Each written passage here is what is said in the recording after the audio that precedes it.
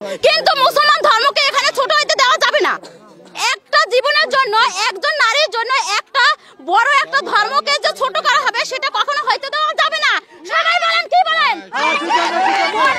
মনিকে আমরা হত্যা করে ফেলবো, কিন্তু ওকে হিন্দু হইতে দেব না। আমরা মনিকে হিন্দু হইতে দেব না, ওকে আমরা হত্যা করব। সমস্ত পাবলিক মিলে, সবাই মিলে হত্যা করব।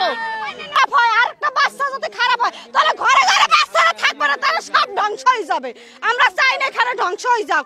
আমরা চাই প্রতিটা জায়গায় এরকম যেন কোনো মেয়ে আর না করতে পারে, কোনো মেয়ের মান সম্মান না করতে পারে। তার জন্য তাকে হয়তো হত্যা করা হবে, নাইলে বাংলাদেশ ছাড়া করা হবে। কিন্তু তাদের কিন্তু এই কোনো মুসলমান হিন্দু হওয়া যাবে না।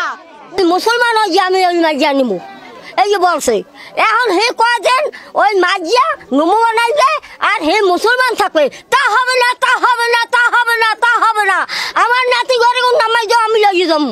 মরে বিষ খাইয়ে মরবে, মাটি দিয়ে থুম। আমি হিন্দু হইতে গেল আর মাটি দিম, আরে দাফন দেবো। কাইলে ডুম করে নিয়ে আর দাফন দেবো। এটা আমরা মান্য নিতে পারি না। আমরা হলে মুসলমান হইয়া হিন্দু ধর্মে যে যাইবে এটা আমরা জীবনেও মান্য নিতে পারবো না। ছেলে প্রয়োজনে মুসলমানে আসুক, কিন্তু মেয়ে যে হিন্দু ধর্মে যাইবে এটা আমরা জীবনেও মান্য নেব না। হলে মুসলিম এভাবে ঘরে ঘরে যাইবে।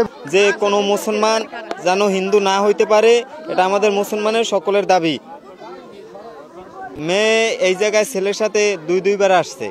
মেয়ের ঘরে ছেলেকে পাওয়া গেছে, মেয়ে আর ছেলেকে এক ঘরে। তখন আমরা আর কি এই বিষয়টা জানছি।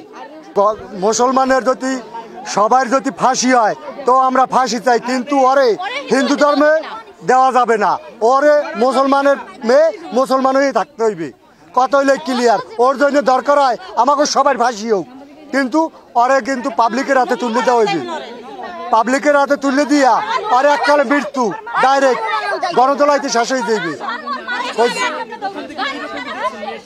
মুসলমান যে হিন্দু হয় একটা মাইয়া, আমরা কোন শুনি নাই বা দেখি নাই। ইসলাম দৃষ্টিতে নাই, এই দৃষ্টিতে দেওয়া যায় না। এদের যে বিচার হয়, কঠিন বিচার হয়, কঠিন। আরবে যে বিচার হয়, এই বিচার যদি হয় তা গাড়িয়া ইট মারি উড়াই দেওয়া লাগে।